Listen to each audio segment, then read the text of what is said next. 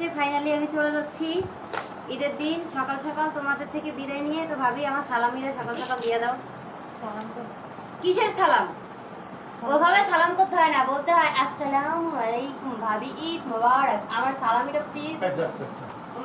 এটা সালামি দিল আপা, আমার টাকা দাও। বাহ, সালামি পেয়েছি সকাল সকাল। আমি এবার মজা খেতে খেতে বাড়ি চলে যাব। এবার আমারটা।